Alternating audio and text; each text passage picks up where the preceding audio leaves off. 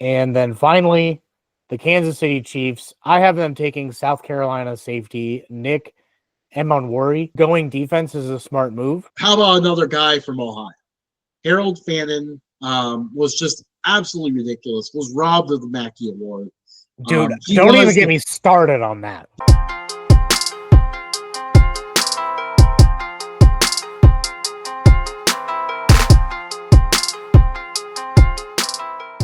Hello, and welcome to Updog Sports Talk. My name is Matt Miller, and today we are going over our first mock draft of the year. Joining me today, and the other half of Justin. What is up? It is very cold outside, and just about no matter where you're located. So now is definitely a good time to sit inside in the warmth. Think about warmer times, like when the NFL draft will be going on. So we're doing our first edition here. This has been a very regular thing we have done on the show. Matt, you can dive into that a little bit more. This is probably my favorite thing that we do. Like we're really good at season previews, but mock drafts is probably my favorite thing just because right now, nothing is set in stone. Last year, it was set in stone that Caleb Williams was going to go first overall. This year, it's pretty much, I would say, down to like 3 or 4 people. And really, realistically, down to 2, unless the combine changes things. Yeah, it feels very wide open this year. And I mean, you could still potentially see a non-quarterback go. Yeah. First overall in this draft. This class, I think maybe we could dive into that a little bit more. This class does not feel like it has as much elite talent. I think we saw it throughout college football this year. There's more parity, which also led to, leads to now where, there's really not, a ton of players that stick out to you like, hey, this is going to be the guy. Except for, obviously a few, Travis Hunter definitely stands alone in that class. He is a one of one. And then you look at the running back talent. This is going to be where it's really interesting because, running back is a position that's not been valued very highly. But we have some really special backs in this draft. Oh, yeah, 100%. We have one of the best draft prospects at running back that we have seen in many, many years. I'm struggling to even think of one off the top of my head that's been as good. And yeah, there's that part of the class, but then you look at like other positions like receiver is. We had a lot of hype about receiver entering the season, and it really didn't feel like any of them really set themselves apart, except for the receiver corner combination that is Travis Hunter. Everyone else didn't really stand apart too much. No. And it doesn't feel like that special receiver class. So it's going to be very interesting to monitor that one. I would say there's 3 or 4 really good receivers. And then after that, it's like they'll need some time to develop. Yeah. And like we kind of mentioned a little bit, we have 2 quarterbacks that we for sure think are going to go up there, but it's really up in the air outside of that. This is not a really special quarterback class. Like I said, there's only really 2 quarterbacks that are worthy of a first round grade. And I think, if you look at last year's class comparison, what I've been hearing so far, it feels like most people would have J.J. McCarthy, the 4th quarterback off the board last year, rated ahead of all the quarterbacks in this class. Yeah, I don't think it's lacking talent. I've been saying this for the last 2 years. I think the ceiling keeps falling on these quarterbacks, but the floor keeps rising. But it just seems like we're getting less and less top-tier quarterback talent. I think Arch Manning might be the next quarterback that's like top-tier talent. And we still got a couple years away from that.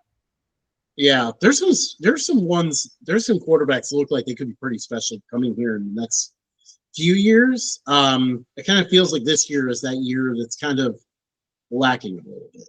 Yeah, like um, I've heard reports that said that Shador Sanders is not a first round grade from um scouts and GMs, but honestly, like I feel like this is the time of year where all of those scouts and GMs are lying. Oh yeah, for sure. I mean, we are getting very close to line season, and it really only gets worse. Especially once we get around the combine, that's when stuff really starts floating around. It's you don't know what's going to be right, what's going to be wrong. Oh man, I opened That's yours twice. that's going to be really a really interesting time. So, um, yeah, it's going to be this is always an interesting season to watch. We get to see a lot of the college players we enjoyed seeing go into the league now. This is what they're developing to go do. So it's kind of fun to see, look at where they fit and just kind of look at, you know, where where are they going to end up and what they're going to do in the league. Um, this is probably, I mean, for sure, this is definitely my favorite NFL activity, which, of course, part of it's because it has to do with college as well. But yeah, definitely one of our favorite topics to do throughout the years. So with that, are we ready to dive in? Yes, but I'm also trying to figure out how to share two things at once without sharing the entire screen. Just because I feel like it would be distracting seeing us multiple times. Oh yeah, for sure. No, But I no one wants to see us twice. Some people, obviously now that we have Spotify available, some people are even choosing not to look at us once, which I do not um blame them. I guess I have to just bounce back and forth. I guess that's how I have to do it. All right. Well, Matt's gonna be pounding the way over here, working hard, but yeah, I think we can go ahead and dive in now. Um So yeah, Justin, do you want to share since we're on yours? Do you want to share your pick? yeah, with the number one pick, I have the Tennessee Titans going Shador Sanders. Shador definitely talent wise, he's a full package. Can hit every single throw. He's mobile enough to escape and is generally pretty accurate. The things he's going to need to work on is throwing the ball into more tight spaces. Sometimes it seems like he's hesitant to try to throw a receiver open and will take a sack instead. And of course, again, in terms of those sacks, avoiding the drive killing 20-yard sacks that he sometimes takes is going to be a huge key in the NFL.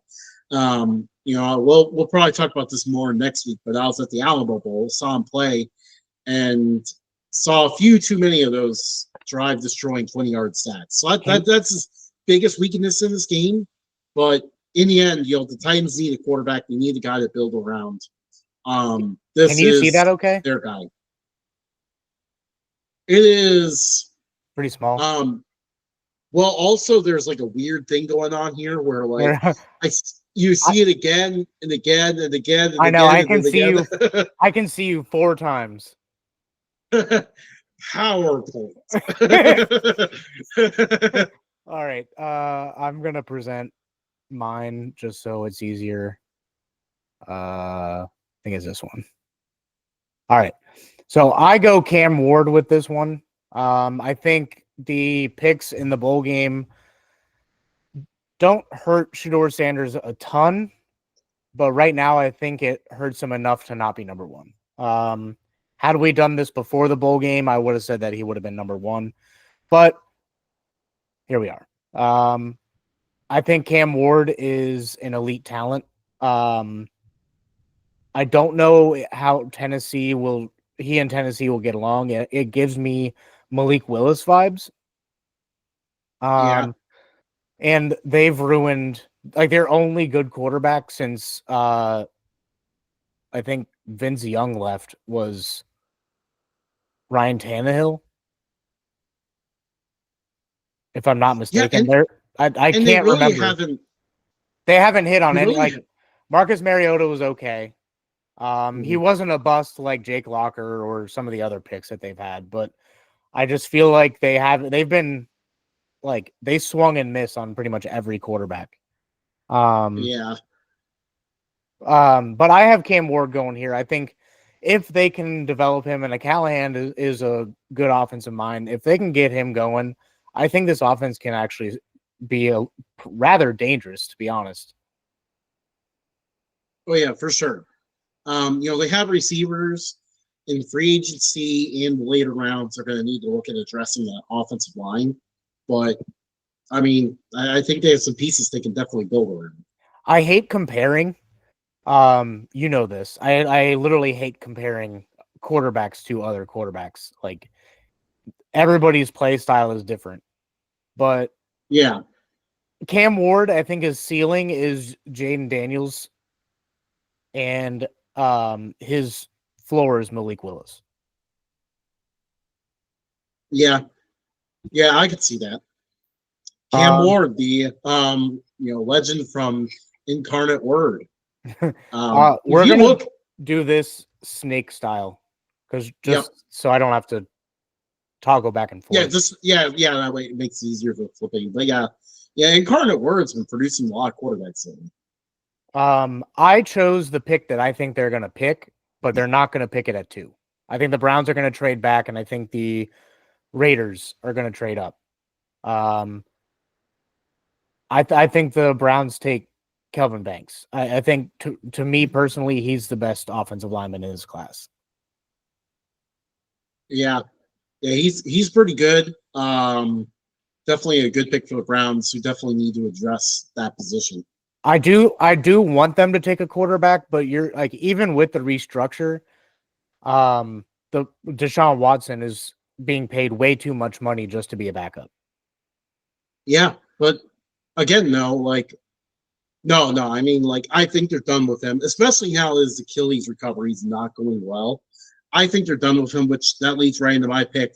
I think the Browns are going to try to follow the Denver Broncos blueprint for getting out of disaster quarterback contracts and making the playoffs somehow. So the Browns still have a pretty good roster. They have receivers. They Most of their offensive lines actually pretty good. Their defense can be pieced together a little bit.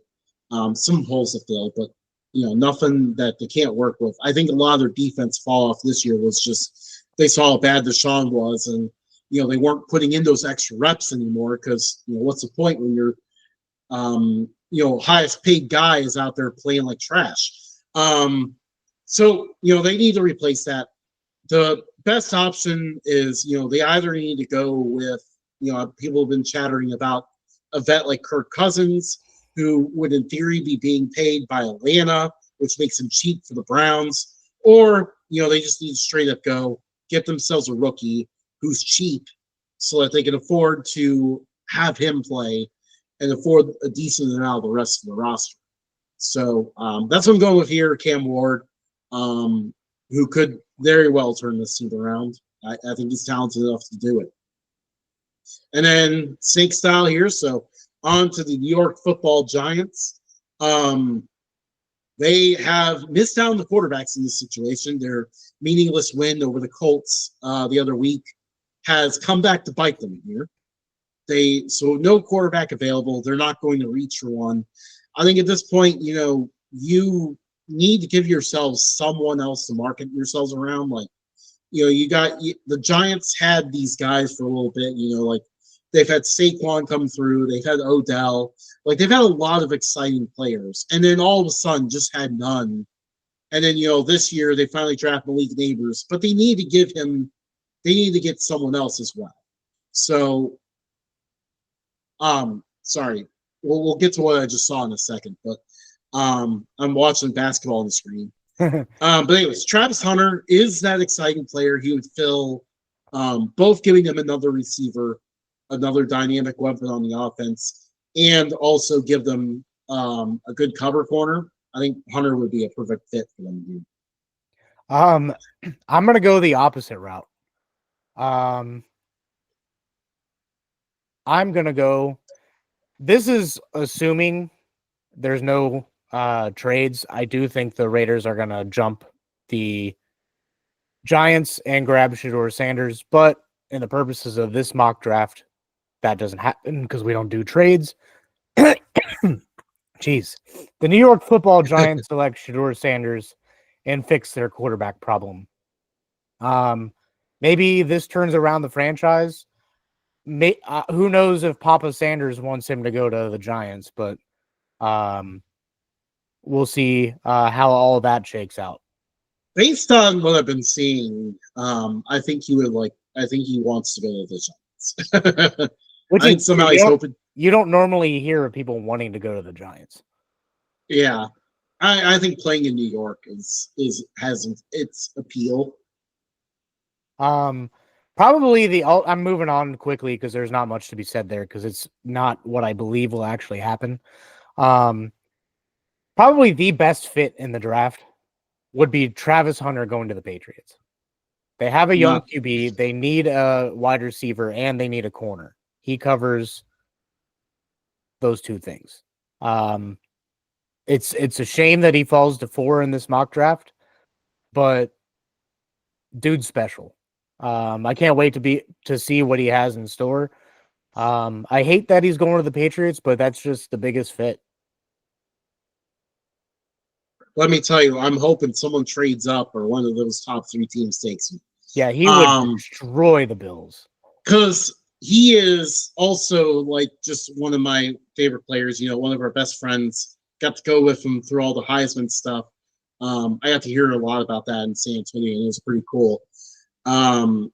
So the last thing I want is for him to go to any rival team that I have to root against. In fact, it was so bad that the Bills game was actually on TV for some reason. And I was like, this is so weird. I have to root for the Bills to lose to the Patriots because I don't want them to get Travis Hunter. Anyways, moving on from that. Patriots badly need a receiver. They need someone for Drake May to throw the ball to. I mean, please, just give them someone.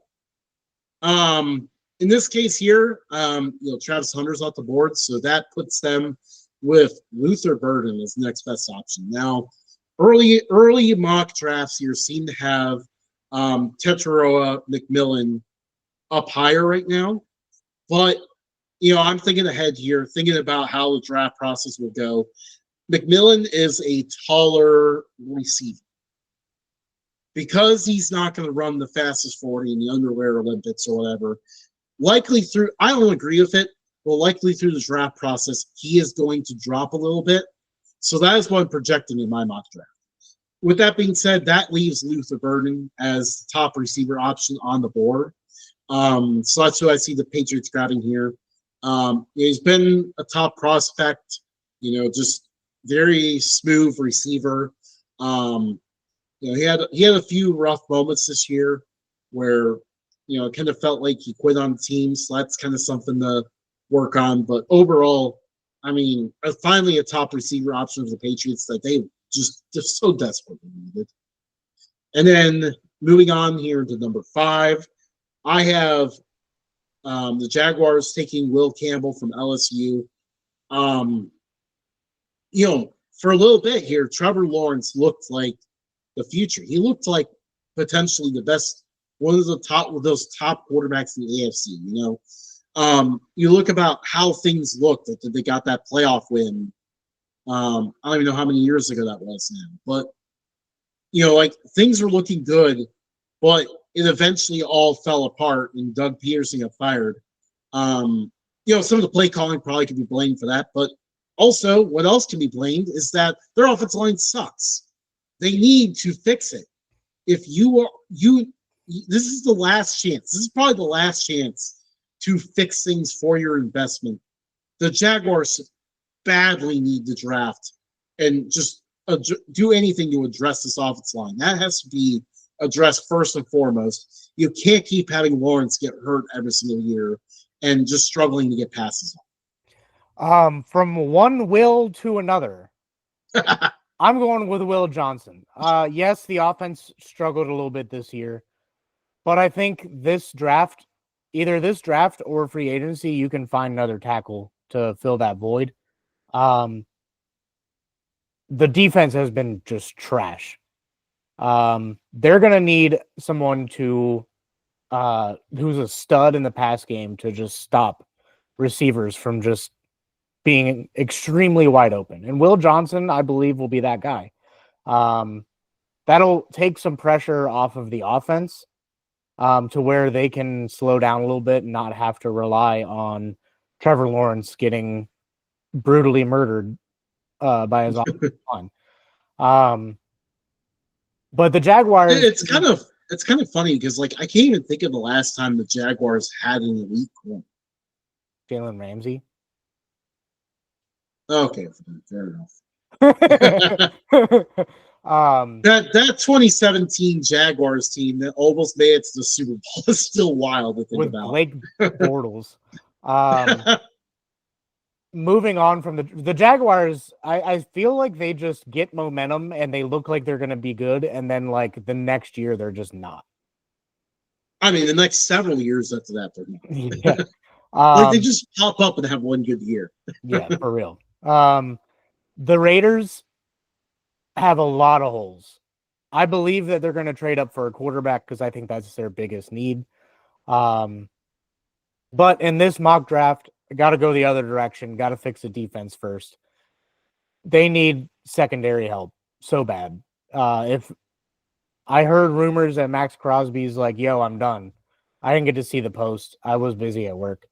But if Max Crosby does leave, maybe there's a different person here. But as of right now, with Max Crosby still on the team, they got to go safety. They gotta have some guys in the back end of the defense.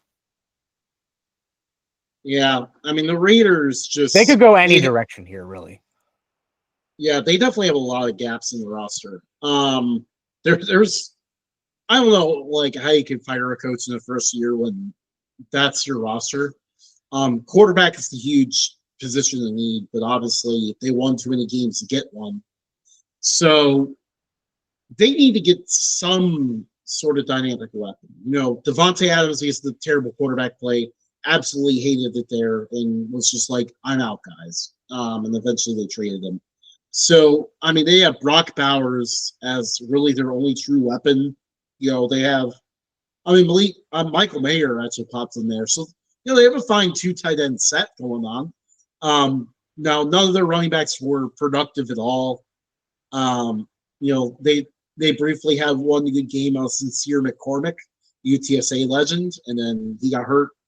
So they need to finally just get themselves something to build this offense around. They did not succeed at building it around a quarterback. What is plan B? Plan B is a running back. Get themselves a dynamic running back. Go in two tight end sets most of the time. And, I mean, at least you have something to help protect your defense. And, you know, at least they're not on the field as much. And when they are on the field, they're putting pressure on guys because they do have some dynamic pass rushers. Yeah, I just think it's not like Genty here. I just think that running backs are not valued at all. So I don't see like any running backs in the foreseeable future going anywhere near the top 10. Well, you know, I thought that, but then maybe outside. I was like, what's the best weapon? And I just kept going back to Genty. He is a one-of-one running back, a talent that we have not seen enter the league in a long time. And I mean, you know, the way he's breaking tackles, like he's breaking tackles in the way that we're going to see in the NFL as well. Like he is going to be able to get your team more yards than it deserves on a play. And just to at least get this thing off the ground, that's what the Raiders do. Didn't he have one of his best games in the Raiders stadium? Yeah, he had a pretty good game. UNLV had 9 in the box, and I think he still ran for 150. Yeah. You can move on to the Jets. On to the Jets. I peeked ahead. I know we're kind of on the same page here, but just different thoughts on which tackle we had higher. Right now, Kelvin Banks and Will Campbell are kind of interchangeable, but yeah, the Jets. It has been glaringly obvious for years that offensive line is their biggest need. Um, they badly need to solve this, and that's where Kelvin Banks comes in. Yeah, I heard some rumors that the Jets may be eyeing JJ McCarthy. So if that's true, I don't think they have this pick. Um, but assuming they can rip off the Vikings and give them next year's pick instead, um, to me, Calvin Banks is off the board. I go with Will Campbell. Um, like you said, they're interchangeable. I had Banks a little higher, um, but um, Will Campbell is still a serviceable tackle, especially what he can do in New York if they get a good QB and get a good rapport going. Was he the one that hurt his knee? Was I that don't think Banks or so. the other tackle? There was another. It was one of the two Texas tackles hurt his knee like last week, 2 weeks ago. Let's Cameron Williams. Maybe it was Cameron Williams. Um, but we agree Oh no, on. no. He was briefly hurt, but he returned versus Arizona State. Oh, okay.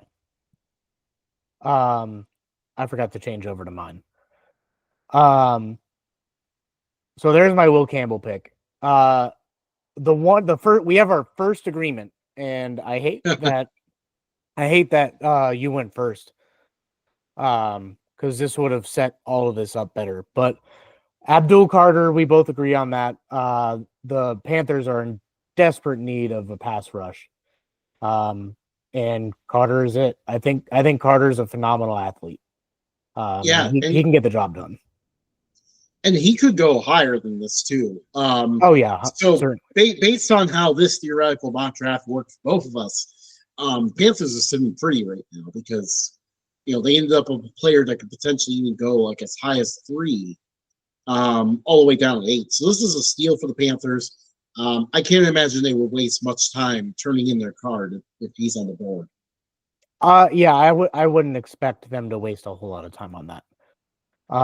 Just like we don't really have to waste a whole lot of time on that pick. Yep. On to the Saints. I thought about giving them an edge rusher because they desperately needed one for years, but I'm tired of playing that song and dance. Plus, they traded Marshawn Lattimore this offseason. They need to get a top tier corner in there to deal with all the receivers and get in fights with Mike Evans. Will Johnson seems spicy enough to be that guy. That's who I have them taking.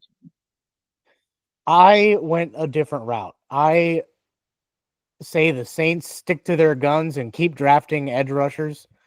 You mean they do the opposite? They finally take one. They finally take one. Michael Williams, he's really good at football. I think they are hoping for Abdul Carter. I think that would be a good fit, but Michael Williams falls to them, and they finally fix that.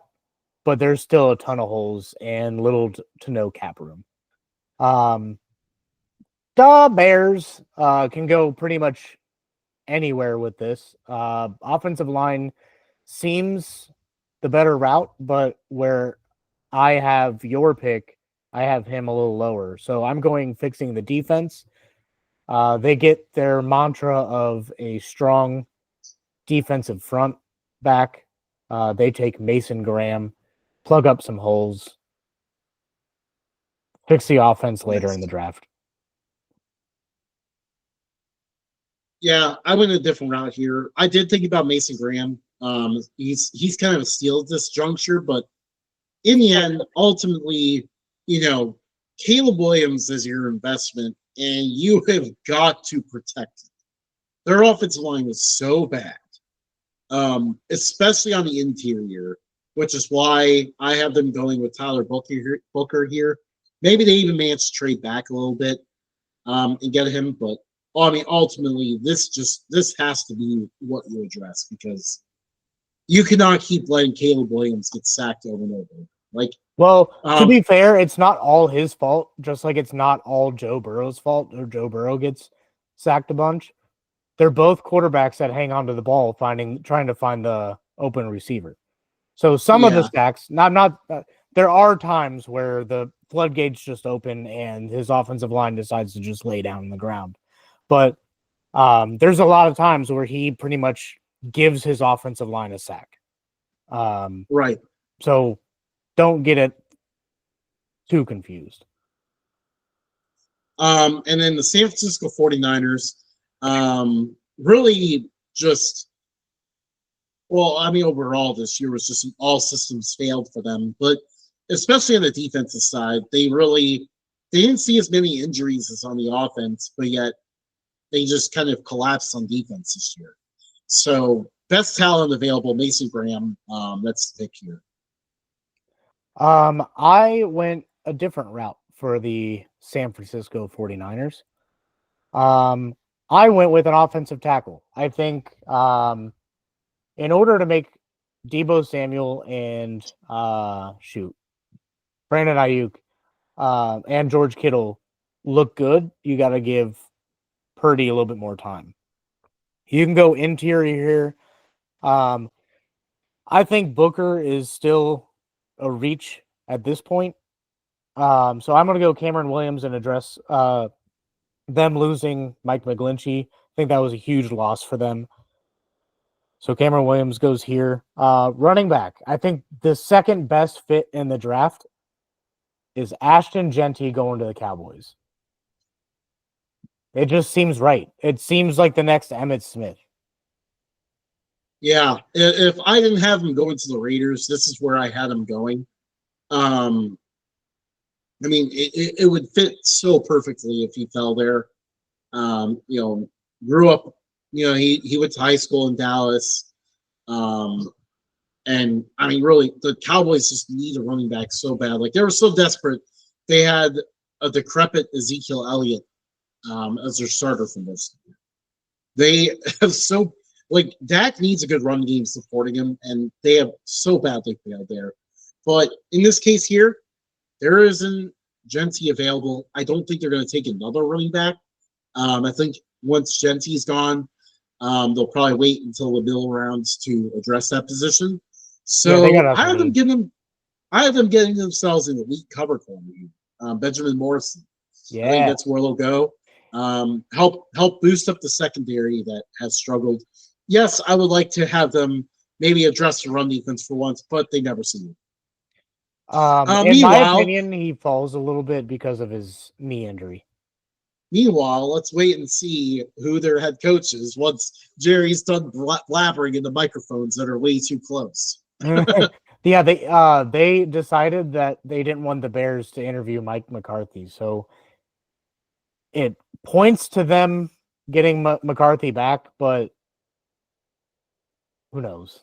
Who knows with them? Who knows? Who knows? Like, why would you like? I don't understand it. His quote is when he was talking the other day when they asked him about it, like he just blabbered on. I was like, what is this guy even trying to say?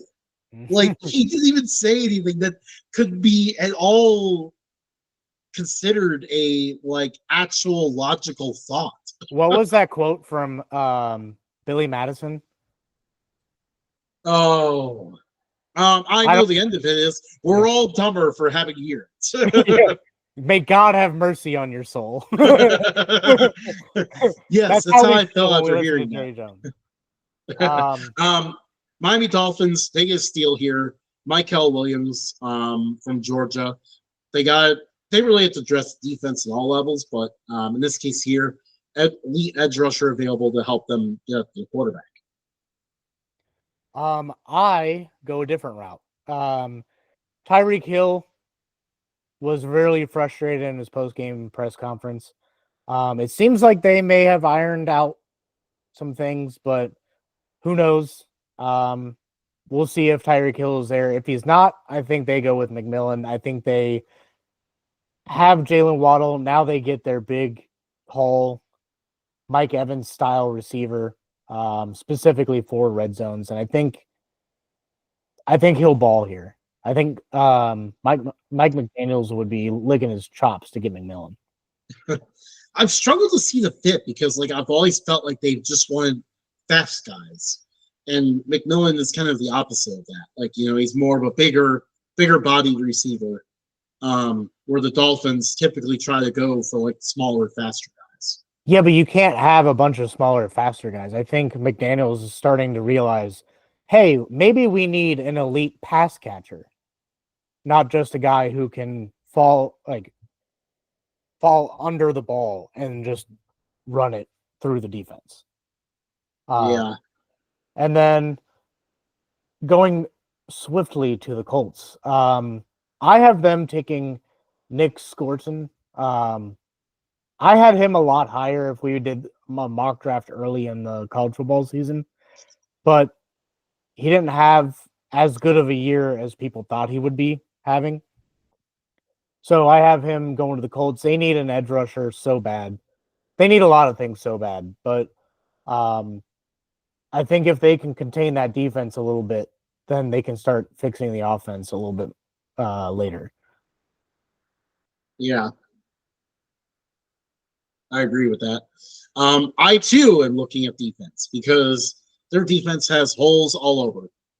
Starks, the safety from Georgia, is where I end up having them go here. Someone to really be a top player in the secondary that knows how to win. I think that's really important for the Colts at this juncture. So that's where I went with that pick. And then you mentioned Scorden from Texas A&M. I have him going to the Falcons. The Falcons have needed a pass rush for probably a decade now, at least. So finally trying to address that here. Let's get them someone that can really get after quarterbacks on the edge and help their defense improve. I'm going the same position, but Scorton's off the board for me, so I'm going to go James Pierce. It's such a big position that we agree on the position. Moving on to the Cardinals, because you kind of took all my talking points for the Falcons. I think the Cardinals go offensive line here. They could go defense and start squaring that up a little bit, but if you look at the past couple drafts, dude, they've been nailing their picks. They gave Kyler Murray a weapon in Marvin Harrison Jr. Their defensive players have been panning out. Paris Johnson seems to be a stud. Now, this is where I would put Tyler Booker. I think they need that interior offensive lineman to kind of keep building and keep like this little train a chugging. They barely missed the playoffs, and by barely I mean probably a couple games since they were a little bit behind. But in order to get those couple games back next year, fixing the offensive line is a must. Yeah, I agree with that. I was thinking about that myself, but in my case here, a lot of the linemen that I had valued in the first round, most of them at least, all went earlier. And I saw Mike Green from Marshall sitting there, and I was like, well, the Cardinals, while their offense could stand to improve, it wasn't what held them back from the playoffs. What kept them from the playoffs was their defense struggled a lot. So I was trying to look at, I thought about guys in the secondary. But ultimately, I liked Mike Green from Marshall here. Once again, you don't have to hit the portal to go to a bigger school to get here. You can hit the first round by staying home and sticking with a coaching staff that cares about your development. That's what Mike Green did at Marshall. He made a living out of terrorizing quarterbacks all year long. It wasn't even just against teams in the Sun Belt. He gave Will Howard a tough time when they were playing Ohio State. So he's the real deal and a huge piece to the Cardinals defense. It's you. And then it's still me. I was trying to think about that for a second. The Bengals, I think we have covered many times now. Most of the times we talk about the NFL, we cannot help but to talk about how bad the Bengals secondary stunk this year. They just need best player available back there to help them stop people so that the next time Joe Burrow goes off, maybe they'll actually win more games. I'm gonna go same position, but I'm gonna go Benjamin Morrison. I think one, I've been rooting for this. Two, Matt's a little biased with this one. He made Benjamin Morrison drop a little bit because that's what he wants. I also went with team needs, and then it didn't seem like there were a ton of there were a few teams that needed corners, but it seemed like there were bigger needs. Bengals desperately need an interior offensive or defensive lineman and a corner. They fix it with a corner right here. Benjamin Morrison is a stud, and I feel bad because he hasn't been able to play most of this year. I really would have had him much, much higher. Probably at 9, competing with Will Johnson if he didn't get hurt. But going to the Bengals, I think he gets the better end of the deal in my mock draft. Going to a team that has an elite offense and has desperate need for a corner on defense. Moving past the Homer pick, the Seattle Seahawks really need an offensive line. I don't think Geno Smith is the answer, but if you're going to have anybody at quarterback, you got to protect him. To me, Josh Simmons is an underrated offensive lineman. A lot of these other offensive linemen have been getting a lot of love and boost and all that. I think Josh Simmons really hasn't been talked about a whole lot. Yeah. Unless you're an Ohio State fan and you're just kind of watching the entire, every game, the entire game, then you know who he is. But here, they get a steal. Maybe a little bit of a reach in this range, but they progress his talent well enough. He's going to be a stud for them. Yeah, another one of those big, massive, meteor men. Bigger meteor men. From Ohio State. Ultimately, because I considered Josh Simmons, but ultimately what I thought was going to happen during this draft process, unfortunately, he got hurt. He's not going to be able to take part in a lot of the pre-draft activities. And, you mentioned underrated. He probably will be underrated entering this draft. I think, as a result of not being able to participate, he's probably going to drop further than he should. So he'll be a steal for whoever takes him. But that's not who I have going with this pick. With what I just said, there wasn't too many offensive linemen I liked on the board. And James Pierce is sitting there at this point. Seahawks have needed to address the pass rush for a while. This just fits so perfectly. I really generally thought Pierce would go higher than this, but where we ended up, he ended up down here at 18, so the Seahawks get a steal. I think I had Jared Verse. I think I had Jared Verse mocked to the Seahawks last year. So that's actually really not a bad pick with James Pierce. Yeah. I think we both did at one point. But Texans, the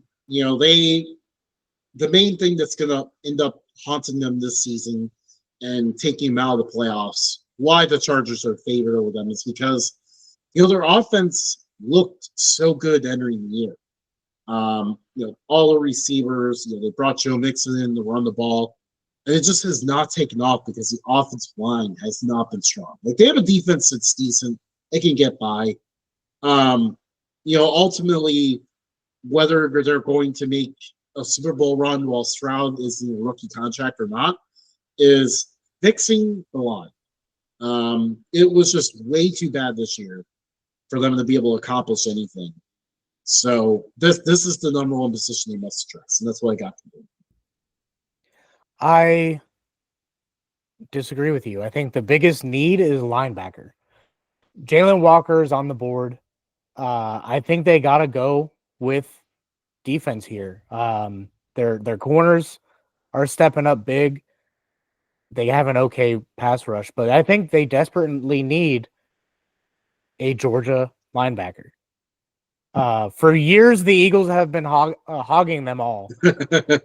this year a Georgia defensive player goes somewhere else and goes to the Texans. They could go interior offensive line. I think that's a bigger need, but they have a top 5 left tackle. And I think they can address offensive tackle, like right tackle, in the next few rounds. So I got to go linebacker here. Jalen Walker's a supreme talent. Moving on to a pick that we both agree on. Second one of the draft. And down at number 20. Yeah. Is it Shavon Revel? I think so. I did not look up. I did not get to look up pronunciations before this draft. Shavon Revel. I'm trying to cover all. But this is our homework before we do our official mock draft. The reason why we agree is because it's their biggest need. They did make the playoffs, so they're good enough, but I think that they can take another step further if they have somebody that can cover the Lions receivers. And when you see East Carolina, you don't think first round talent, but this guy's got it. Yeah, he's really good. Once again, I mean, you don't have to, transfer, hit the portal or anything like that to go here. And he's been getting first round talk, despite the fact that his senior year did not go as planned. He tore his ACL. But I think most likely he's going to be able to participate at least in some of the draft stuff. But yeah, he is a stud for the Pirates.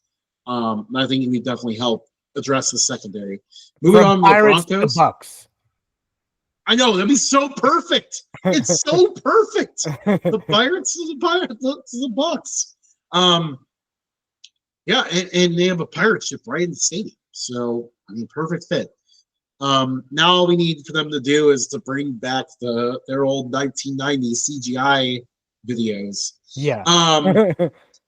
So the Broncos, outside Cortland Sutton, they don't really have much to throw to. So that's a huge position of need here.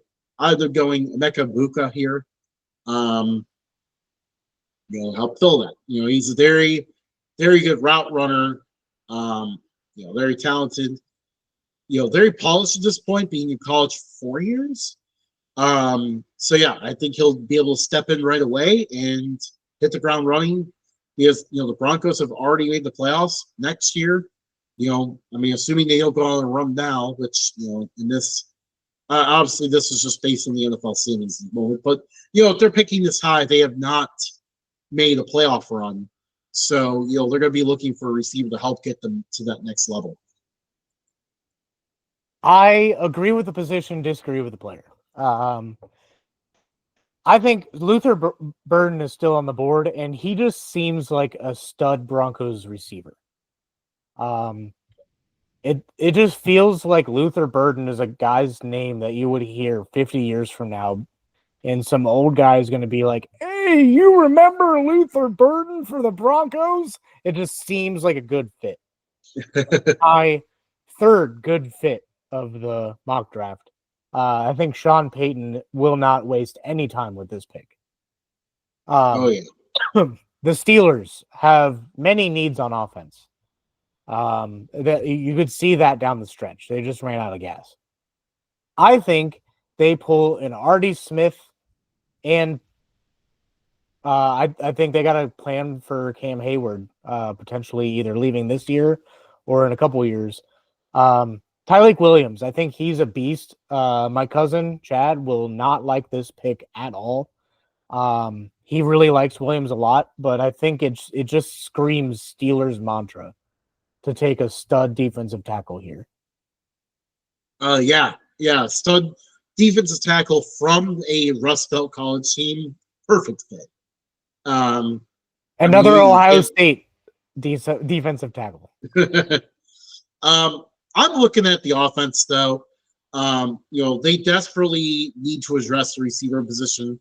Part of why they faded down the stretch is, some of the smaller faster guys aren't able to do as much now. It's colder. And the only really big receiver they have is George Pickens, who, put up an impressive stat line of one catch, 0 yards, and more times yelling at his own fan base. So, and like 5 drops. So they need to address receiver really badly. And they love these big, tall receivers that can make catches in the red zone. Russ is going to love throwing it up to him. This is the perfect fit for McMillan. I actually think the reason why I didn't go with a receiver here is actually because Tyler Boyd is from Pittsburgh and will be a free agent. I've just looked at his contract, so he'll be a free agent. So I think he goes back to Pittsburgh on a 1 or 2 year deal. So that's why I went defensive tackle. But I agree with you. I do think they need a receiver. Yeah, I think they could do that and still draft a villain in this spot.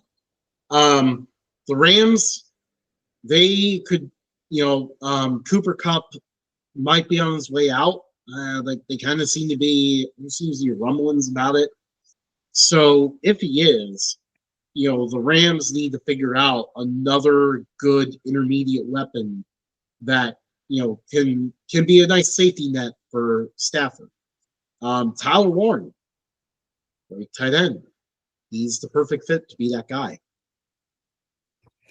I can see that, but I'm gonna go with a different pick for you. I'm gonna go corner. I think getting bolstering that defense back to Super Bowl levels starts in the secondary. They hit on a few good picks last year, and I think Trey Amos, perfect fit, perfect spot. Hey, I can see it. Moving on to Green Bay.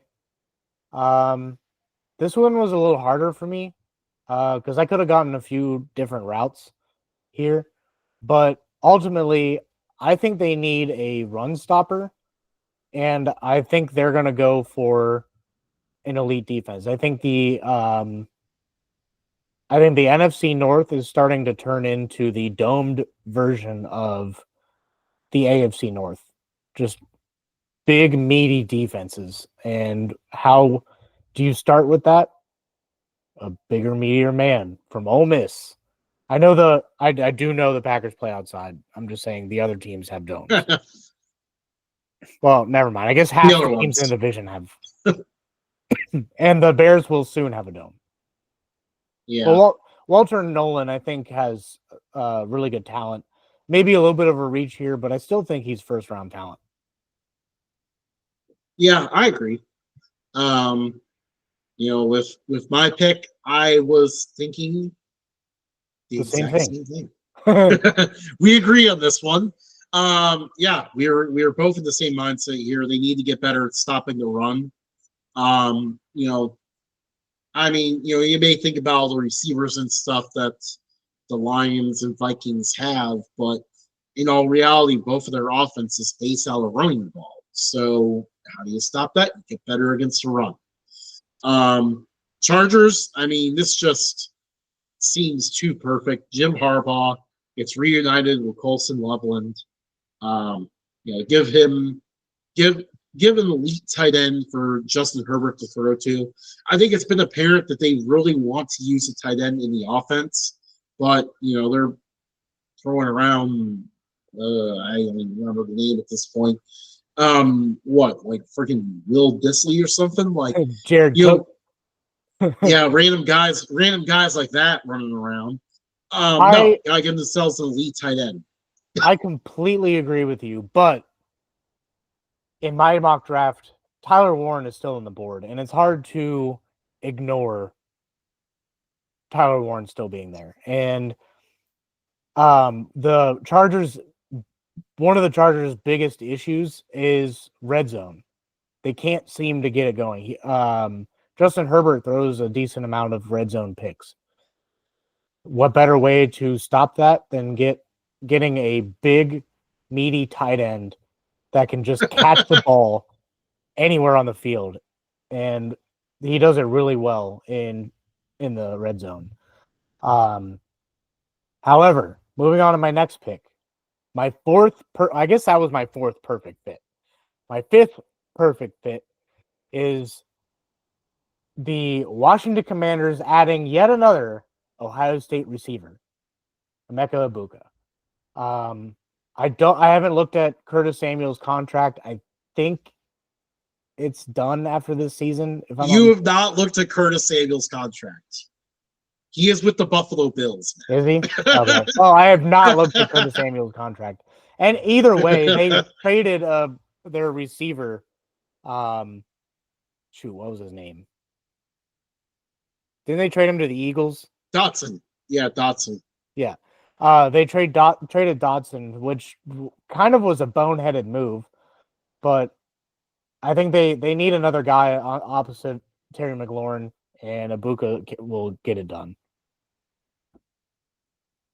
Yeah, I definitely like that fit. I feel like that's a good one.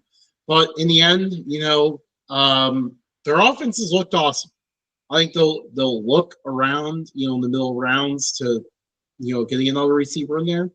But, I think they need to look at stopping teams first, and they need to select the secondary for a while. Xavier Watts, or isn't it pronounced Xavier Watts? Either way, he is one of the best. The best. One of the best. The best. He is incredible. He would definitely help fix the secondary real quick. Just a perfect fit for the Commanders to continue to work towards taking steps towards, being a Super Bowl contender. They have a stud rookie quarterback under a rookie contract. This is the time where, we could be talking about Commanders in the Super Bowl here soon. And maybe even bring back the name Wild Hogs. Baltimore Ravens, we're staying in the, what is it? I think it's called the DMV is what they call the, that Baltimore, Washington, D.C. part of the area. Yeah. Staying in the same area here, Georgia linebacker with the Baltimore Ravens. I mean, that just sounds like a perfect fit. The Ravens defense has not been at its usual level this year. That's probably why Lamar's stats are a little bit better because, their defense has made less stops. I'm just remembering the Ravens lost to the Raiders earlier this year. How the world did that happen? But yeah, they need to address the defense, and Walker could be that perfect leader. At linebacker for them. I am going to go a different route. I think their biggest need is corner. There are no corners in this range, in my opinion. So I think they will. I think they'll go offense. They need an offensive tackle. Henry was able to take some pressure off of the offensive line, and but adding an offensive tackle would just make this an elite offense. They got things rolling right now. Adding a stud offensive tackle. I'm not even trying to say his name. I don't know how to say it. The Arizona offensive tackle. But yeah, if they can get a stud offensive tackle, I think they can be like the first. I think they can go for the division title, 3 years in a row? Yep, it would be year 3 in a row. Which I don't think has been done in quite a while in the AFC North. Yeah, no, it hasn't happened in a while. Moving on to the Philadelphia Eagles. I think they got to go with an edge rusher. They don't have many holes. So I think that you got to get after the quarterback now if you want to get to the next step. Stewart's a stud. They would be so happy to get him here. Yeah. I think ultimately, I think you nailed it with that pick because, they, hey, I forgot. We agree on this pick. Assuming that Jalen Hurts clears concussion protocol, which if he doesn't, that could be what prematurely ends the Eagles season. If that's not what ends it, what could end it is their inability to get to the quarterback. I mean, yeah, they're okay at it, but they want to be elite at getting after opposing QBs. So adding another pass rusher is the move here. So that's why I agree. And with the Bills, they actually managed to make a lot work on the offense. It didn't really feel like they had a lot of weapons, but they turned around. They managed to address it by the draft last year and making a trade. So we can kind of turn away from that for a moment. As much as I want to give them Harold Fannin and have them do a 3 tight end set, they need to look at the defense. The defense has been a huge issue in the last month. I mean, you could really look at many different positions all across. In the end, I went with safety, just to give them someone back there to kind of lead the unit a little bit. I stayed on the defense, but I went with edge rusher. Was Von Miller's contract up? There's an out this offseason, and I can't imagine they won't take it. Even if they like keep Von Miller or get rid of him, I think they need an edge rusher to cycle in. And what better way to do that than have a rookie stud, Ole Miss, Princely? We're not trying that one. They need a pass rush. They need a secondary also, but I think corner's a bigger need, and there's no corners in this range, in my opinion. So I'm going to go edge rusher here. Moving on to the Minnesota Vikings. Xavier Watts could go a lot higher than this. Oh man, if the Bills pass up Xavier Watts, I'm not going to be happy. But a Notre Dame safety just seems to fit well with the Vikings since they've had one for like 15 years. But it just seems like a great fit. He would anchor down that secondary, and then they can start adding the defensive pieces around him. Yeah, I think that's my 6th perfect fit of this draft. Matt Miller is perfect fit. I should do a list off to the side of like perfect fits. I think we need to have, they have to get creative to get after the opposing quarterback. Why not just make it a little bit easier by having more elite talent up front? That's what I'm going to have them go with here with Jordan Burch. He is one of the best pass rushers in this draft. Obviously, as you can see, I'm having the edge rushers kind of rising up the boards here a little bit. Because teams tend to value that. So I see Burch going to the Vikings here, kind of giving them the top guy. And then with the Lions, every single time I do a Lions pick, I'm just looking for someone that is, bring your lunch pail to work, Rust Belt kind of guy. And Jack Sawyer was just the name in my mind the whole time. He just looks like a Detroit Lion just from the beginning. Some people may argue that JT Tuimoloau is probably the higher upside, but sometimes I feel like with these picks, Lions may not be looking at that. They're looking for who their guys are. They're Rust Belt kind of guys that fit the culture that they're building there. That's what Jack Sawyer is. And they need someone opposite of Aiden Hutchinson to really get after the quarterback. I agree with that last statement, but I disagree with the pick. I think Jack Sawyer is going to be a 2nd or 3rd round pick. Here I have Landon Jackson, the Arkansas edge rusher. I think for Arkansas being such a bad team, I think he somehow lifted them up just a little bit.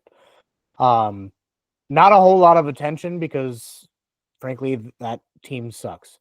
But I agree with you. They need an edge rusher to go across from Aiden Hutchinson once he returns from injury. And then finally, the Kansas City Chiefs. I have them going like 8 different directions on this because they don't really have like a need. They have a we can fill that void. I have them taking South Carolina safety Nick Emonwori. Um, I think going defense is a smart move. Offensively, you have Patrick Mahomes. He can do whatever he wants with whoever he wants. So I think they got to go defense here and shore up the secondary.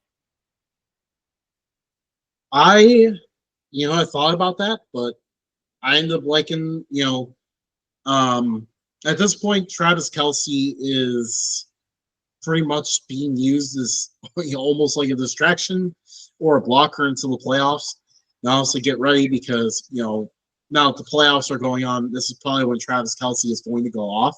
But in the meantime, they probably need to actually turn around to grooming themselves an actual replacement and somebody who's going to help them extend drives during the regular season.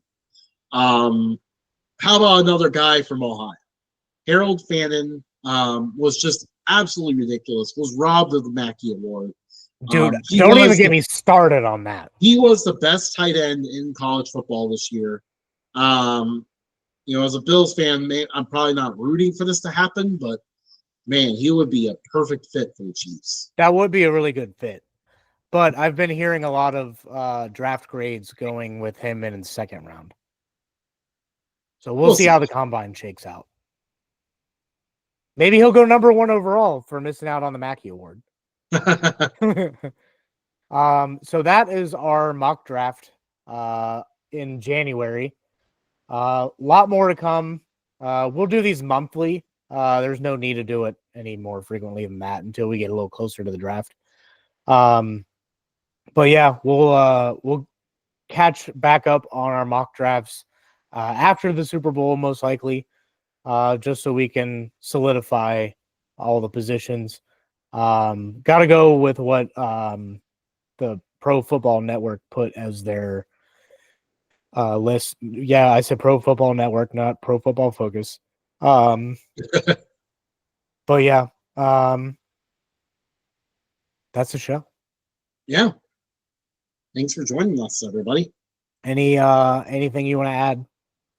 You want to tell us about your experience? We'll save that for next show. Okay. As a little cliffhanger.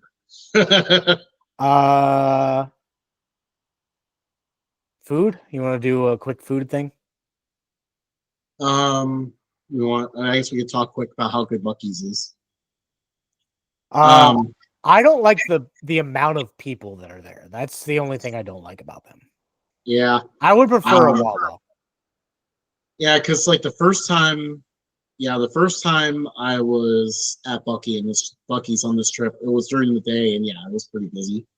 The second time was in the evening when I was on my way home. I think I got out of Dallas at about like right around 7:00. And then there's that one that's just like just outside of Dallas on 30. And I was like, all right, here we go. Not that busy. It was pretty nice. I was able to just kind of peruse my way on through and find out what snacks and stuff I wanted. And of course, I had to get the brisket sandwich. I'll tell you what. So they have these new crackers. And they're not a lot of people have talked about them yet because I feel like most people focus on the nuggies and stuff, rightfully so. But I saw these new crackers that I hadn't seen before, probably because it's so busy. And I got chili cheese and Cajun. They were pretty darn good. They were really, really good. I got the brisket sandwich there the last time, and I loved it. I went with the bagged beef jerky just because the line for like the fresh beef jerky was just absurd, and I had been driving all day, so I didn't really want to like wait in another line to get more stuff. So I was like, I'll just get the bag stuff. But next time. Yeah. I gotta get the fresh stuff at some point too. By the time by the time obviously the first time it was way too busy, but the second time even, it was like 7 something.